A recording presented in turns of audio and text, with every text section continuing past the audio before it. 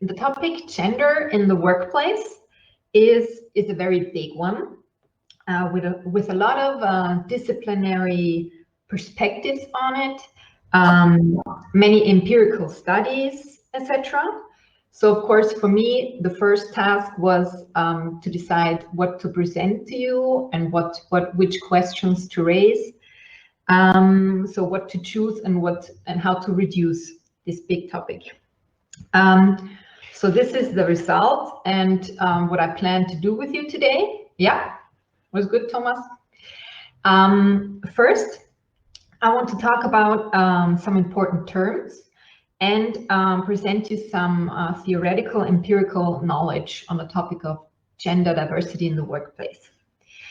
All of this I would call the analytical tools, so talking about these terms that you see on this first slide.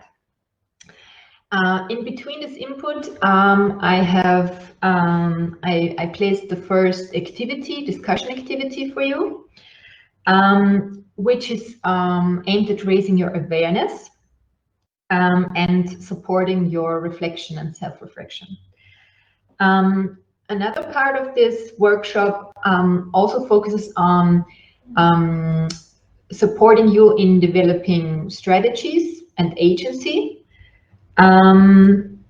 Yeah, and this I pursue through input and another activity that I've come up with. Since I'm a sociologist, you will find a lot of sociological knowledge in this presentation, but when talking about bias, gender, diversity, categorization, you cannot do this without also bringing in some psychological knowledge and social psychological knowledge. So these are the disciplines where we are located with this session. Yeah, and so let's start with the first term that I want to bring into a discussion, categorization.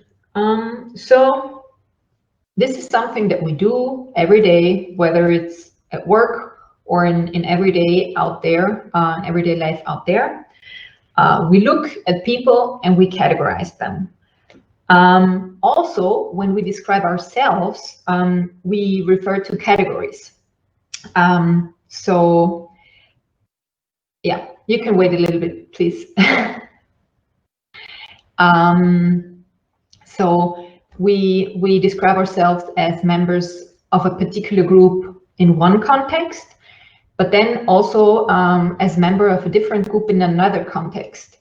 For example, here, when Thomas introduced me, you know, he referred maybe to me being a sociologist. It became clear maybe that I'm a woman.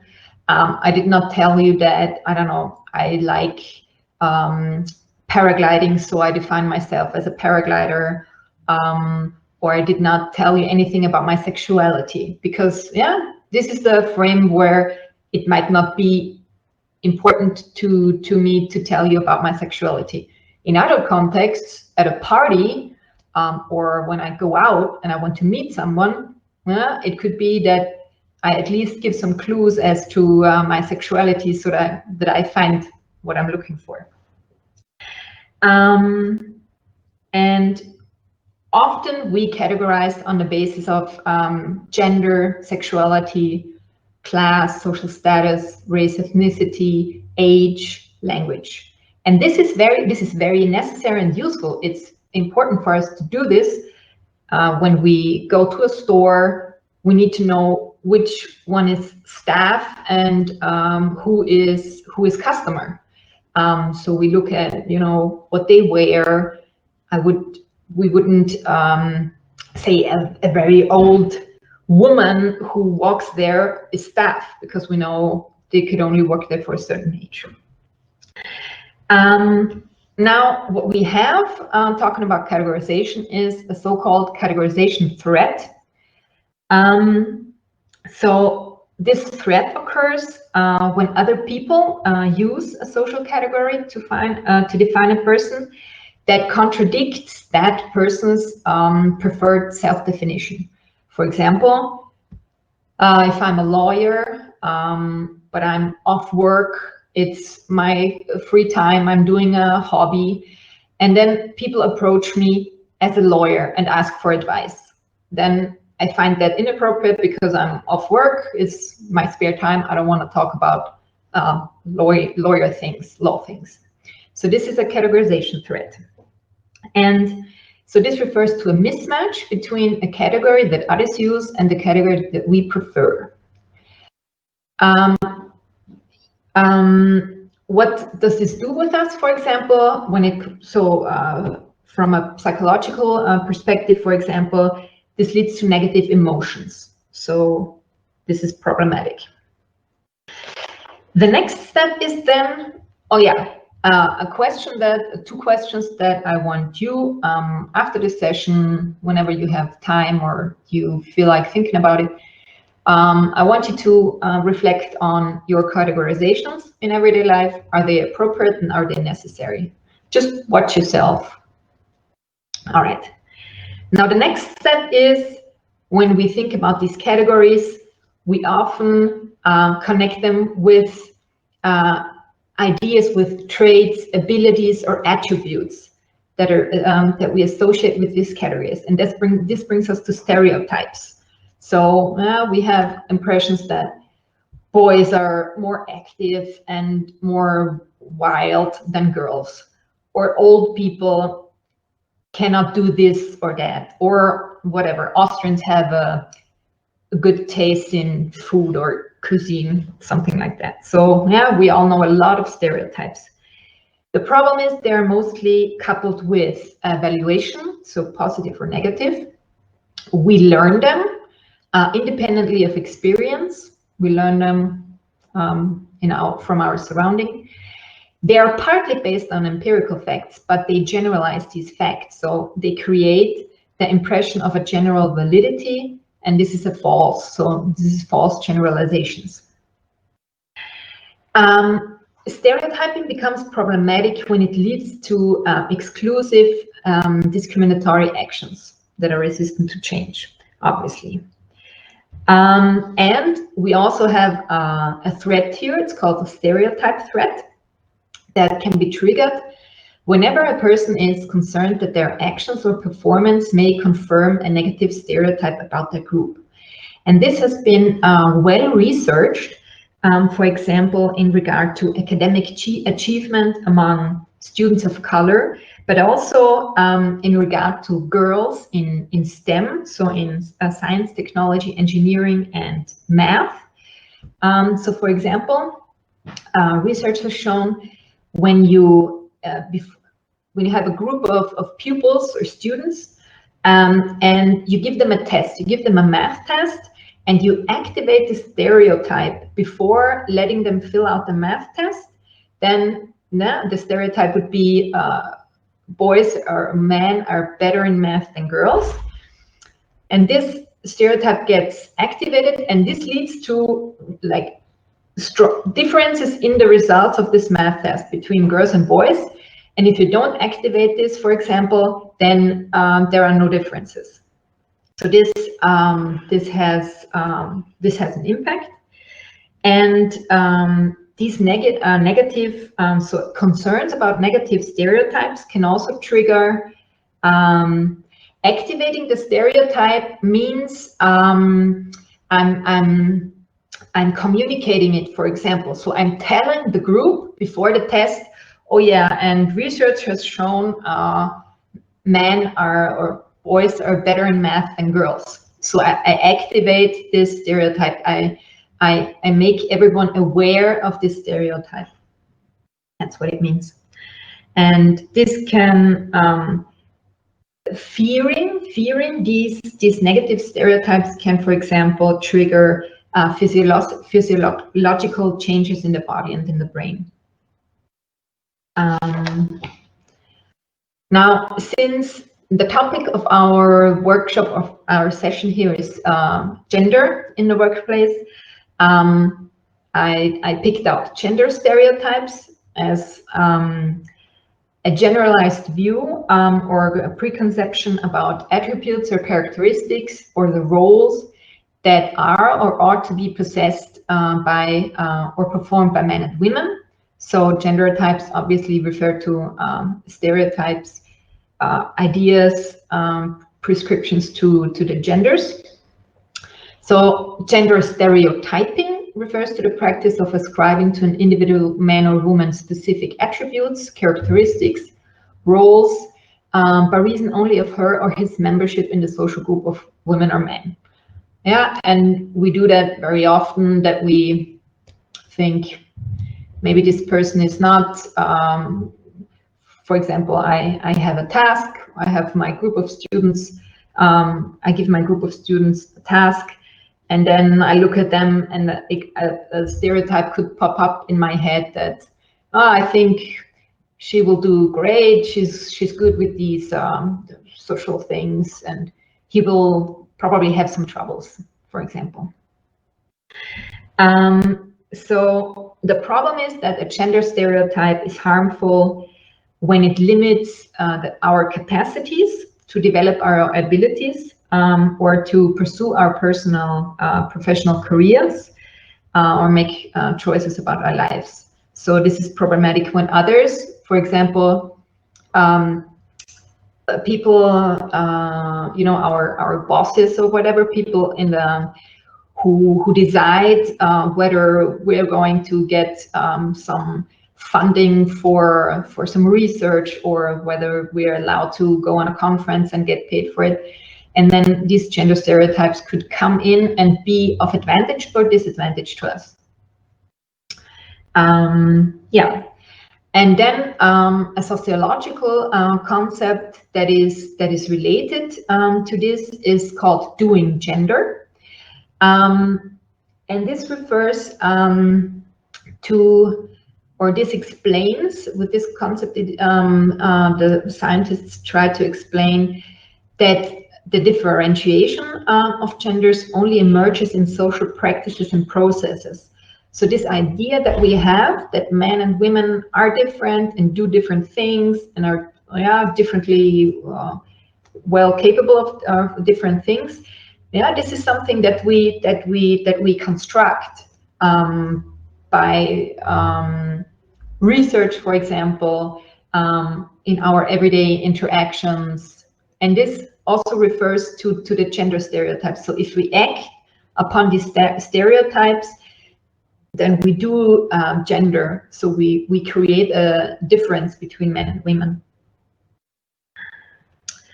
Yeah, and this brings us to biases. You have the old one. Maybe you could forward to the slide on biases, because I want to talk about biases before you go into before we send you to the so a little bit further. Yeah, here. Okay, so we talked about, or I talked about categorizing people, then the problem of having stereotypes about categories, and now we're at the level of acting on these stereotypes, and we all have biases. So we have a preference or an aversion towards a person or a category of person, as opposed to being neutral. Yeah, we all have that. It's linked to our stereotypes. So we view people and we treat people different as a result, not of their individual characteristics, but of group features such as gender, skin color, and ethnicity. And mostly these biases are implicit. That means we are unaware of them. Maybe, for example, this session is an opportunity to reflect upon it. But in general, unless, for example, someone tells us or points at the biases that we have, yeah, we're we might not even find it necessary. It might not be necessary for us to reflect upon them.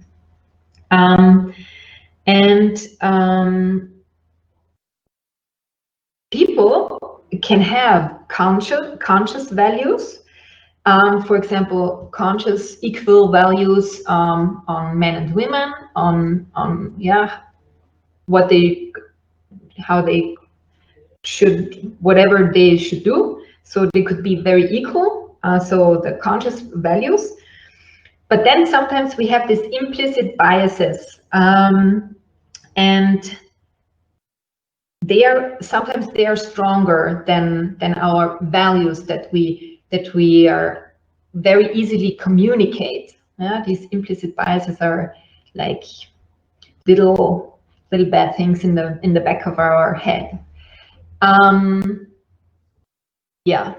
So it's very automatic associations of attitudes or stereotypes about particular groups. And this, as you can imagine, has been studied very intensively, and there are a lot of very interesting studies also in relation to academia and to the workforce. So, for example, job applications, when pictures are exchanged, so when there are pictures of a white person or a black person, and it's the same CV, it's the same application letter, then studies have shown that the black people are valued lower, or that there's a tendency to invite white people, for example. Or appointment procedures. Here I put on the slide, you find a study on law firm partners that read through an identical memorandum, and also they were more critical on the memorandum by the African American person than the white Thomas Meyer white person. It's also these biases have been studied in regard to schools, so stronger penalties to school kids when they come from a minority, or even in medicine, so doctors reacting differently towards their patients depending on race or gender or the intersection of both, and then giving better suggestions to, for example, the white males than the black women. So yeah, all right. Now it's time for the first activity that I'm sending you to, that I'm asking you to do. While Thomas goes back to the slide with the activity, I will describe it, and I will also tell you what exactly to do. So is this the slide? There's yes. activities. Yes, thank you. Perfect. So some background information.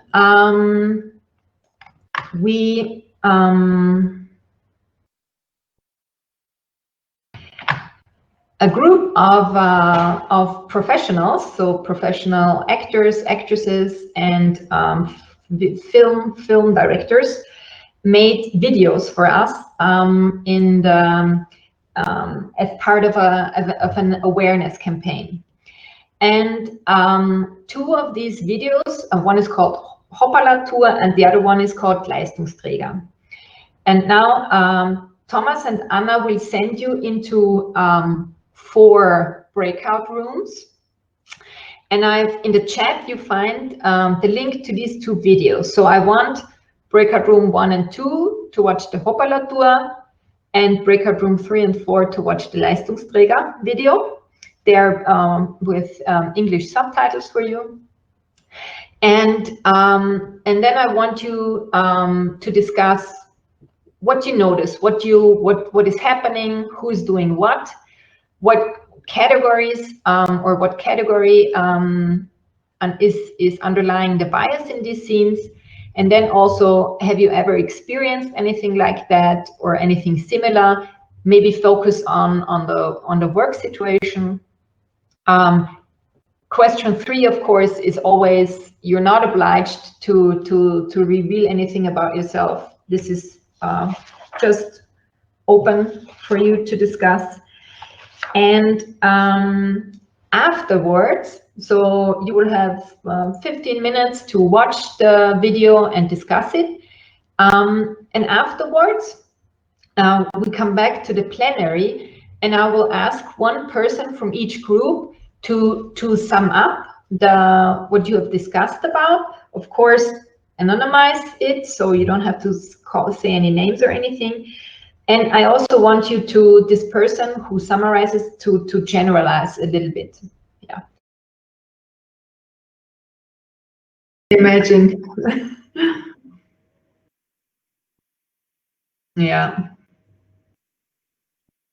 Well, maybe you want to also continue your discussions and just use my this session here, yeah, and continue thinking about the topic and discussing it within your group.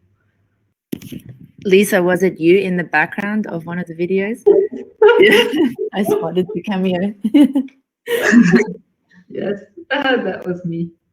It was a lot of fun, yeah, and great young people doing the video filming and everything. Okay, so now who wants to start with sharing some impressions that you have? Also on the question in general, what is your perception of biases in higher education or in academia, in your workplaces?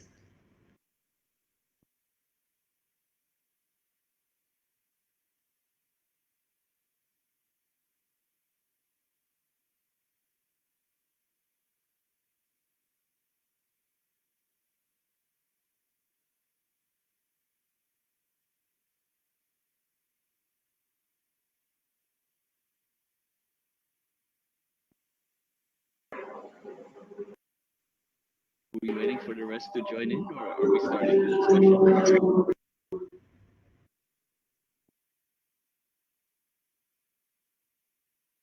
Is everybody back? I think we're 23 right now, so I guess we're all back.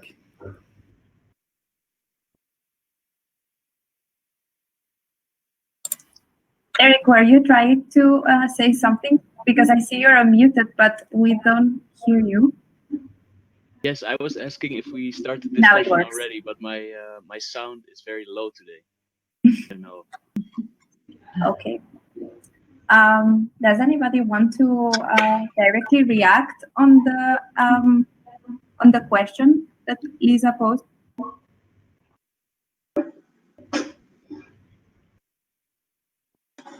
Or you could also, if you don't want to talk about these questions, then just tell me, did you see yourself in these videos, or did you have the feeling of, yeah, I know, I can.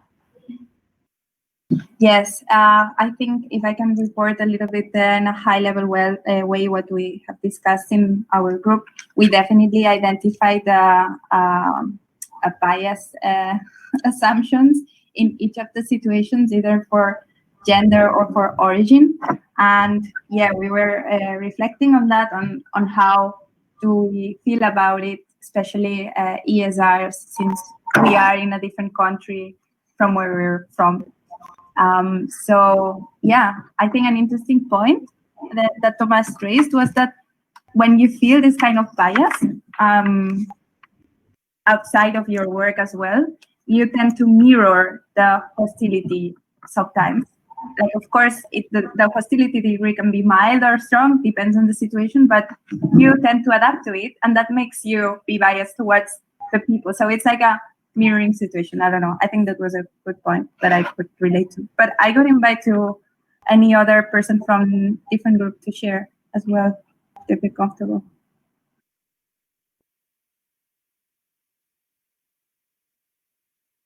So I think if I can say something here, so we had the second video, we were group 4, and it touched in a very personal way because our age gap at this point. So we are all kind of in our 30s. So the video was about paternity leave and maternity leave. And I think this is something that somehow we ESRs are kind of in that bracket, you know, of age in which we are expected to have kids somehow. So the whole question of maternity leave was really, I think, for the three of us, for Nati, Steffi, and I, it really touched just like, oh, I think at this point, none of us had suffered that kind of discrimination, but to a certain way, I think the three of us, we kind of expect, and more, I have to say, and you correct me if I'm wrong, Nati and Steffi, more you girls than me, you're kind of more expecting that to happen, to be discriminated in that way in your workplace. So that was kind of the comment on our side. Mm-hmm. Research actually shows that that men are promoted when they become fathers. So they're strongly supported and promoted because of the picture that they have to support their family. So sometimes they get raises, or they get better positions where they get paid more. Yeah. Is that based in Austria, or is it an international study? I think this has not only been studied in Austria. I think this is internationally. Yeah. Mm. Yeah. Yeah. But maybe to add a little bit on that, on reflection, like Nati was sharing her experience from Switzerland and saying that, like, on the contrary, women might get fired, like, after returning from maternity leave. So, yeah. Yeah, because they're expected to not be as available with a kid as before. Yeah. Mm-hmm. Yeah. Mm-hmm. Yeah. So they're expected to be not as productive, because they have also then the kids or the kid to care about, and kids get sick.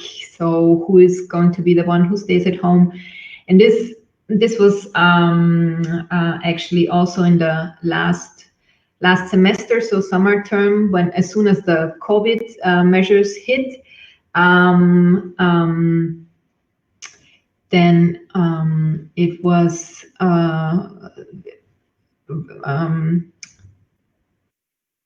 everyone noticed how much more mothers took over child work, child care, and the fathers had more free time to work. So this is all. There will be a lot of studies on it, and I don't know if you have also been invited to participate in a lot of surveys. So there will be some empirical evidence soon. This is just impressions from everyone around me, that there was a strong imbalance. So yeah, we have a recommendation in the chat for a book called Invisible Women. Thank you. All right, so I will continue now with a little bit more of input. And the first slide contains the two terms of diversity and intersectionality. So diversity basically just refers to something. It could be a basket of fruits. It could be a group of people being composed of different elements or qualities. So being diverse. This group is diverse. Whatever. Yeah, could be anything. And the term was taken up, for example, by management. So you might also know or come across the term of diversity management. So these are measures that are directed at getting a more diverse workforce, or to facilitating productive relations between members of diverse groups, or building inclusive work environments. So this is also one of the arguments that is used to promote a diverse workforce. That it's called the value in diversity hypothesis. It's from the 90s. So and it contains the idea that if you have a diverse group of people working for you, you have a broader range of viewpoints, opinions, and these heterogeneous groups are more likely to generate better quality solutions to problems. So this is if you come across diversity management activities, for example, at your higher education institutions, this is an argument that is very dominant. That a diverse group of people will be more creative and will produce more diverse knowledge, whatever. And of course, there have also been a lot of studies on group processes. So when there are diverse groups, what happens?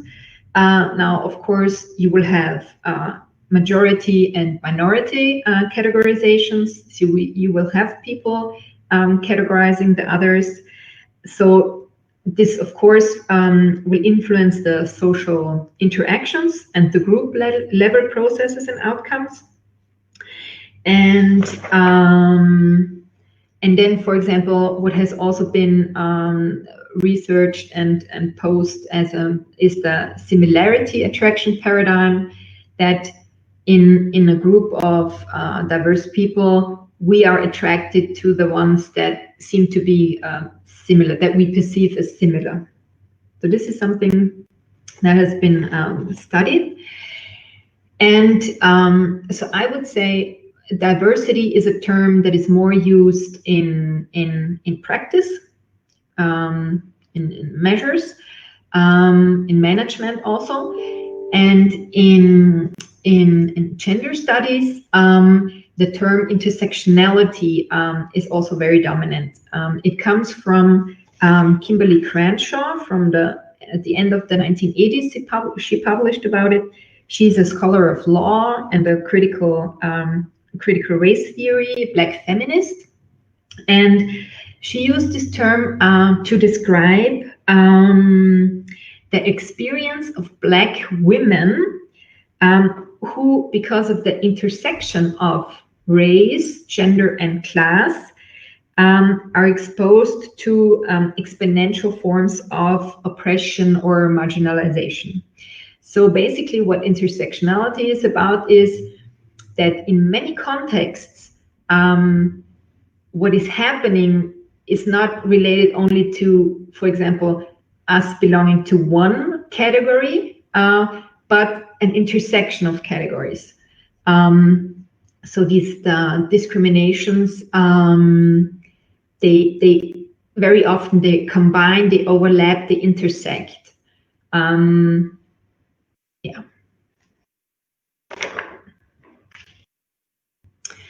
And this brings us to the terms of discrimination, and we can differentiate between different discriminations. I think that was the bias slide that I've already talked about. So we have individual discrimination, institutional discrimination, and structural discrimination. And I think this is also useful for us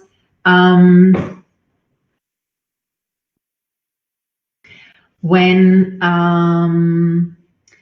this is important, for us when looking at ourselves. So then we look at individual discrimination, but I think it's very important for us, and also for you, I would recommend to look at your institutions, your higher education institutions.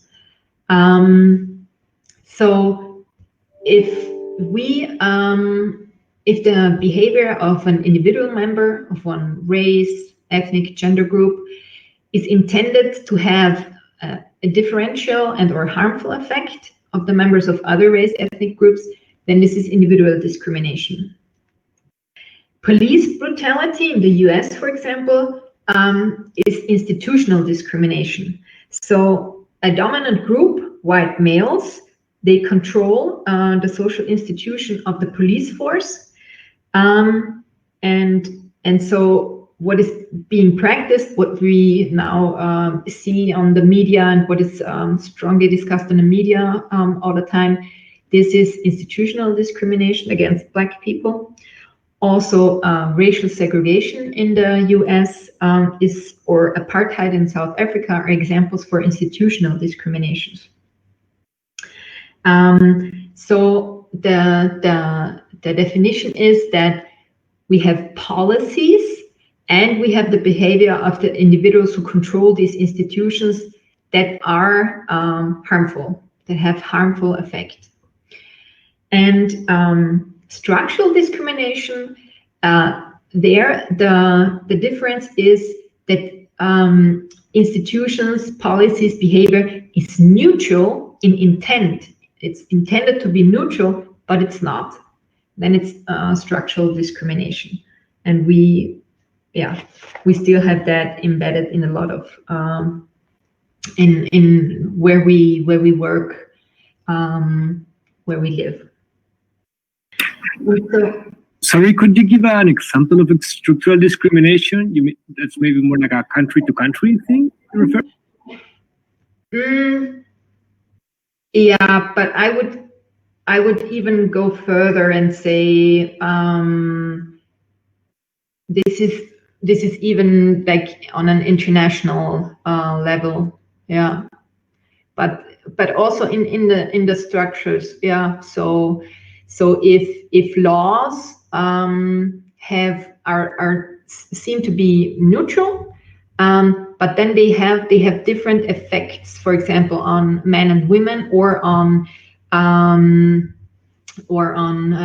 different sexualities, or people, with coming from minorities versus the dominant group. Yeah. Okay, and so the last slide is a special focus now on gender diversity at the workplace. So some important findings from that area, and also some important terms.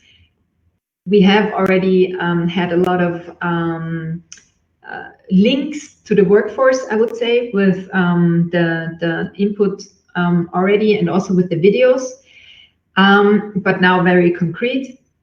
So in the 1990s, John Aker posted the theory of gendered organizations. And by that, she means that advantage, disadvantage, control, exploitation, action, emotion, meaning, and identity are patterned in terms of a distinction between men and women, between masculine and feminine. So yeah, we're talking about control in organizations, disadvantage, advantage, but also identity. And she posted that this is, that organizations are gendered, so there's an inequality between men and women. And then in 2006, she made it broader and also looked at race, class, and gender. Something that you might have noticed already, maybe at your higher education institutions, but also regularly statistics are posted on the highest management positions in our countries, and the percentage of men and women having these highest positions. And there we always see that the percentage of females is very low. Also, when it comes to the highest positions at university, the rectorate, for example, or professors. There has been this term of the glass ceiling to describe this phenomenon. So it's a metaphor. So women see that all the positions that are up there in the career ladder, but they hit a ceiling at a certain point and do not get to the highest positions. So this refers to barriers that keep women and also minorities from rising to these highest positions. And then another effect has been called the glass escalator. So this is an interesting pendant to the glass ceiling. So it has been studied and researched in, for example, teaching, nursing, social work, healthcare, school teaching, that when males enter these female-dominated sectors, they kind of they get pushed in a glass escalator and sent up to the highest positions, whether they want it or not. So the problem is that many also don't want it, but they get pushed, they get promoted. So they have this fast track to the. Very often, if you look at schools, high schools, and who's the director of the high schools. So very often you have a female-dominated workforce, but the head is male. What has also been criticized upon very strongly is the perception of female and male norm biography and norm work biography. So the perception for male, the male norm would be education, work, retirement, and for females, education, work, childcare, work. So this perception has been very dominant also in research, in sociological research, looking at studies on the workforce. Also, there has been this idea that work has a different meaning to the identity of men and women. So for men, it's very central for the identity formation, and for women not. And this is and it's important to point at how problematic this is to have these perception of the norm biography. And in addition, since the 1980s, looking at academia, there has also been a strong critique on the knowledge production in regard, for example, to androcentrism. So this is exactly that studies in the second half of the 20th century, sociological studies in the sociology of work, for example, have only concentrated on males and have totally left out females. But then, writing as if this perspective on the males is the common perspective, the general perspective. That's the problem. Or also the term of objectivity that's been highly criticized.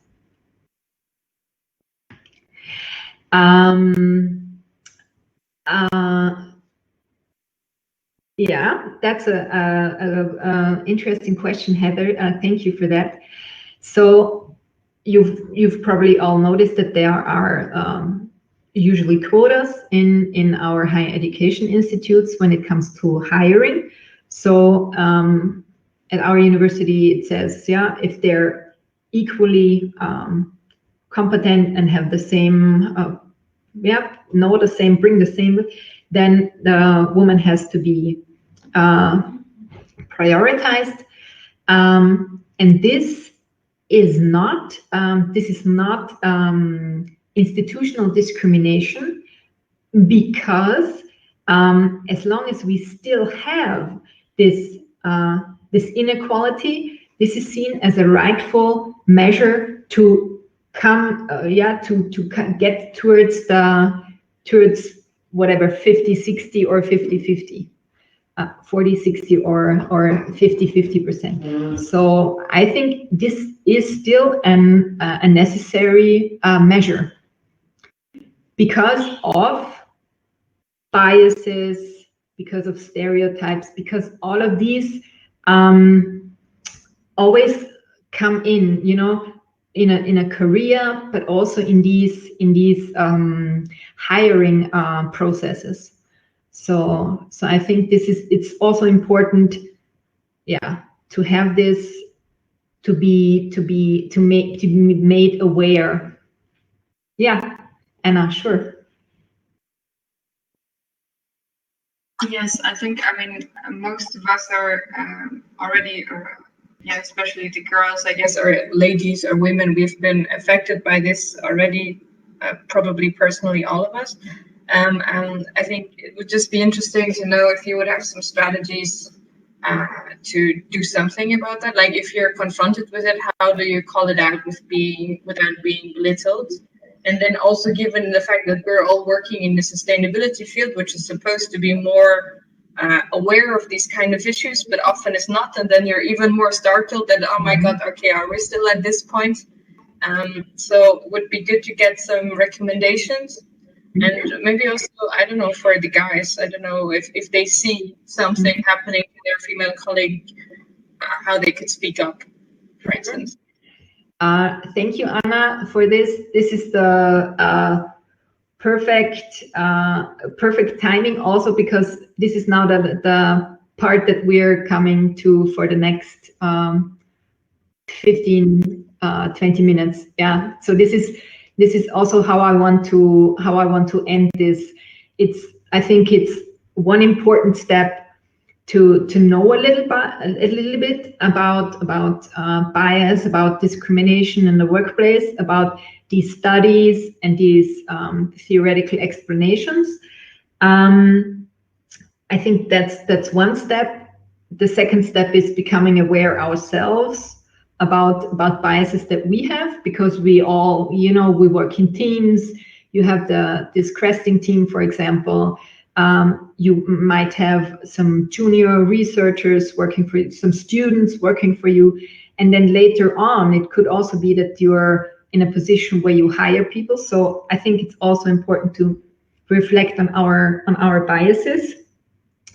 But this also means, just as Anna said, we are always confronted with people having biases towards us. So so the question is, what can we do? How can we act? So let's start with a little question for you first, and then I will add something. So in a previous obligatory workshop for PhD students that I have led with employees of the University of Graz on the topic of gender diversity and the university. I've collected some perceptions of what is expected of you in order to be successful in academia. And you will find all the English terms, because fortunately we had some English participants in this.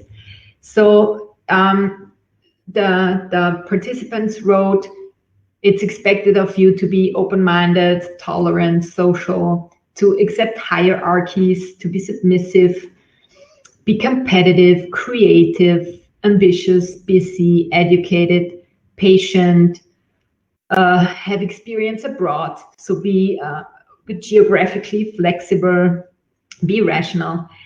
And I think all these expectations can also be linked to what I was trying to talk about in the first part. So about stereotypes and biases. Yeah, submissive. Yeah.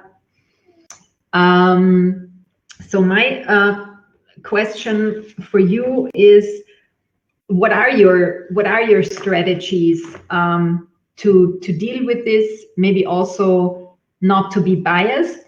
And I would suggest that we use the geteilte Notizen, so this Notizen field where it's anonymous, and you can just add some ideas for strategies. And I will.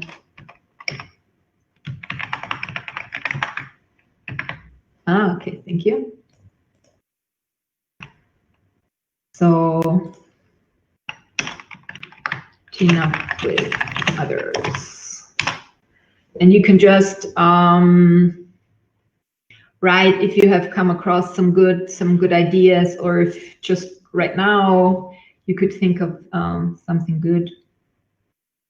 And we will just collect a little bit, and then I have also some slides, some additions maybe on my slides, and then we can think about yeah, our strategies.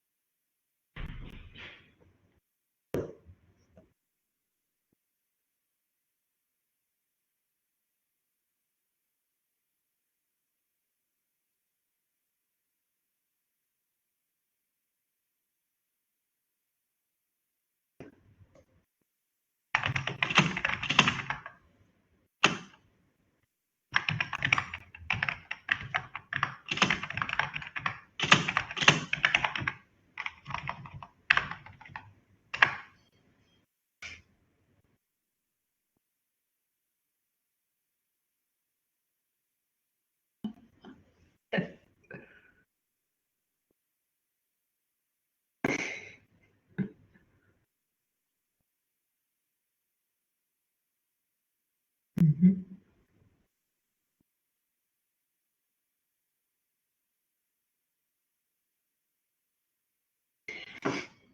So I think this is already a really good example for us.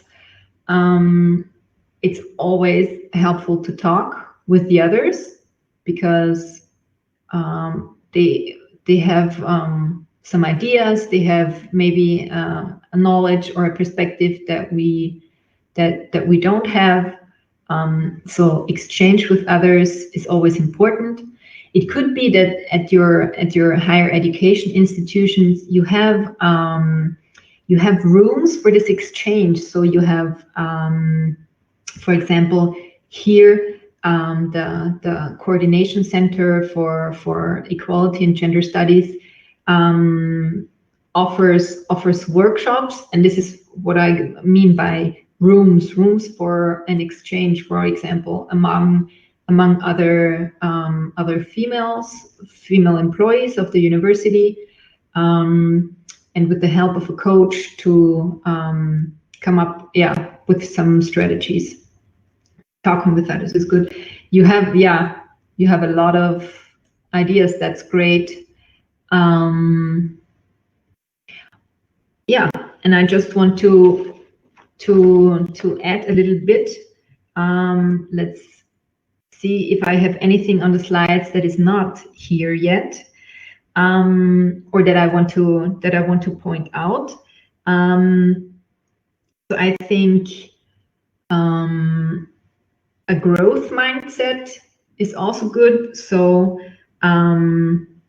so that maybe Thomas, you can go to the next slide. So this is visible. Yeah, and click some more. So yeah, regarding the stereotypes, I think you already have some ideas, but this is more directed at us and our self-awareness. And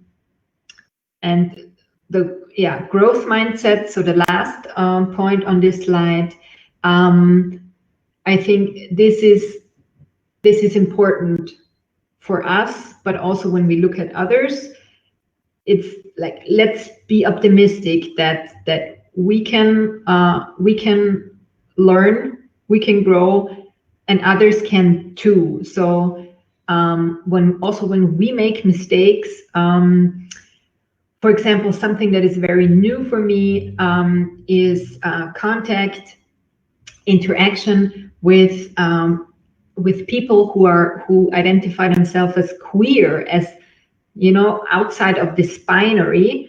And so in the last half year, this was something that was very new to me. So I had to learn how to talk to this person.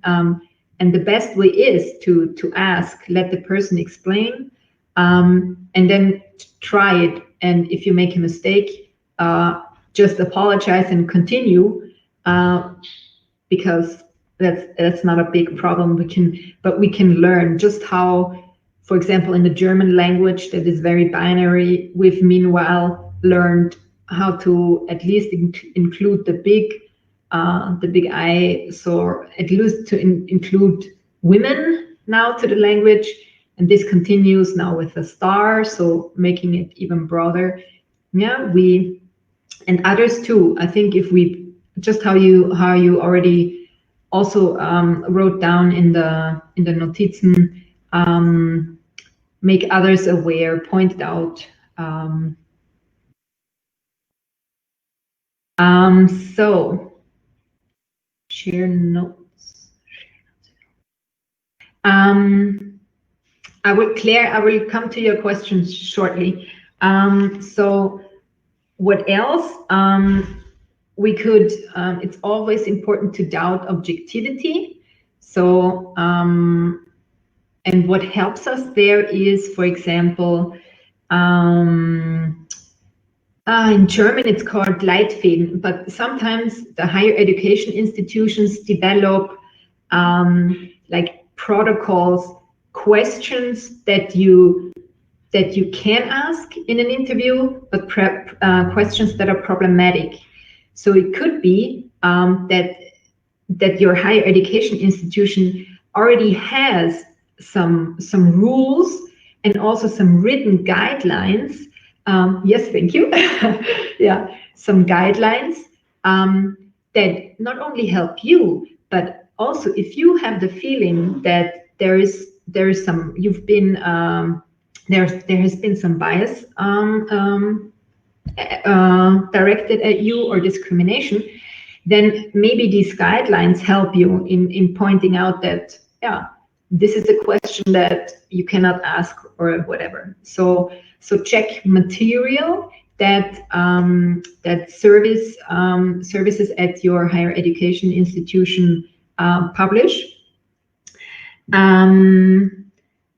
Then, and this is related to the third point, the decision making. So take your time, and also when you're in the group, tell others to take your time when making a decision, because very often when it's about fast things, then these bias, this implicit unconscious bias, they kick in. So slow things down, slow processes down. Yeah, and know about rules and terms. Make clear some terms. Know about laws, legal regulations.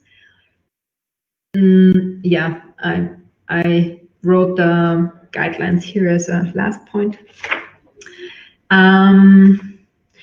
And so I would suggest you also to check your higher education institution and check what they offer as support for PhD students. Nothing. Oh, that's bad. Then yeah, maybe something like the Cresting network is also something where you could access workshops offered at the other institutions. Maybe this is a possibility. So we have, do you think that job adverts can include unconscious bias towards a particular gender? I know. Yes, I think they can, and I think that has been this problem has been researched and studied, and there, at least I know in German or in Austria, in the German language, there have already been adaptations. For example, in relation to age. Now it says publications in relation to your academic age and not your physical age, because what if people start later with their academic career, and then this would be a disadvantage. So yes, I think job adverts contain biases, and I know of the research that comes afterward, or that focuses on the process afterwards. So inviting the people, selecting them, inviting them for interviews, and then selecting them. There are a lot of biases there. In a fast-paced economic, how would you slow things down? Yes.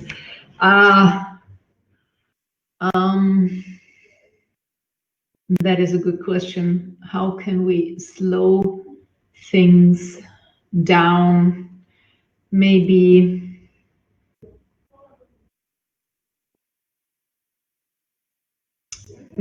by taking this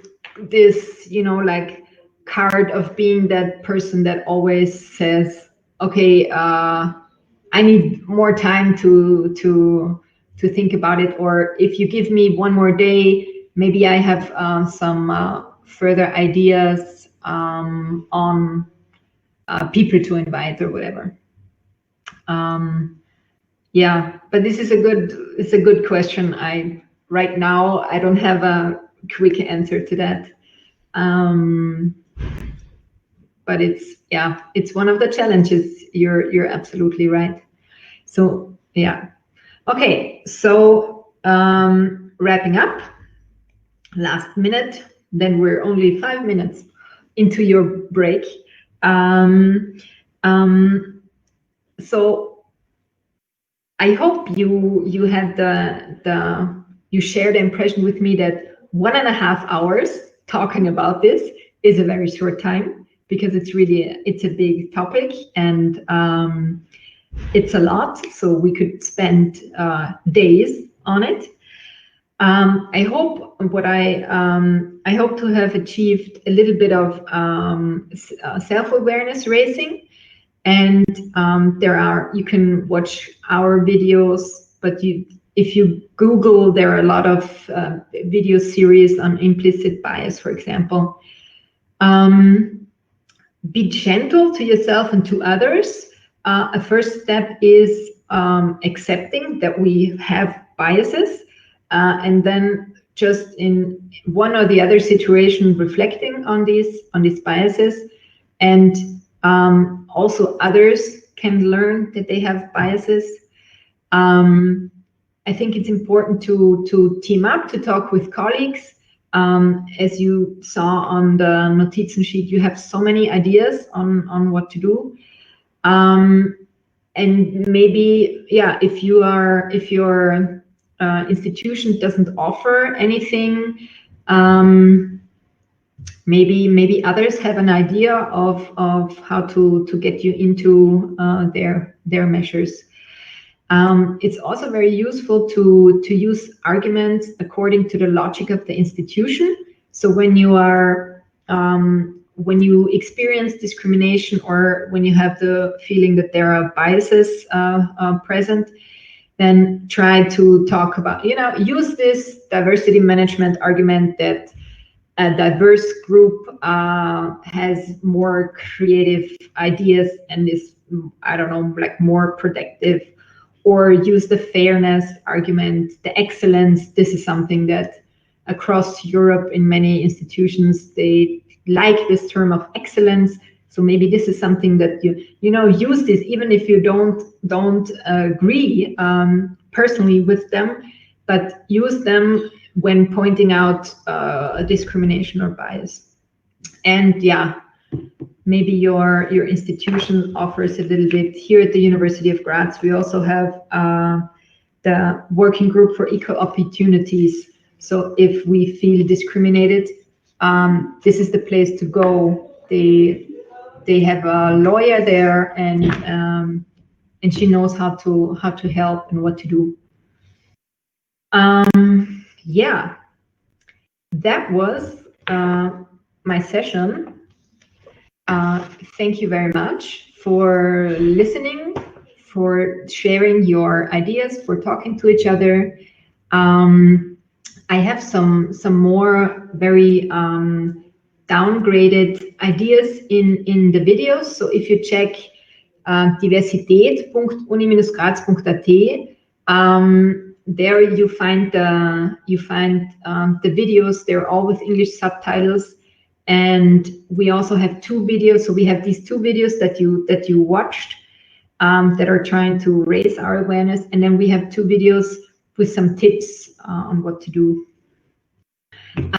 Thank you very much, and all the best to you.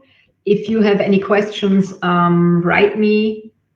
Yeah, but right now I don't want to take any more of your precious break time.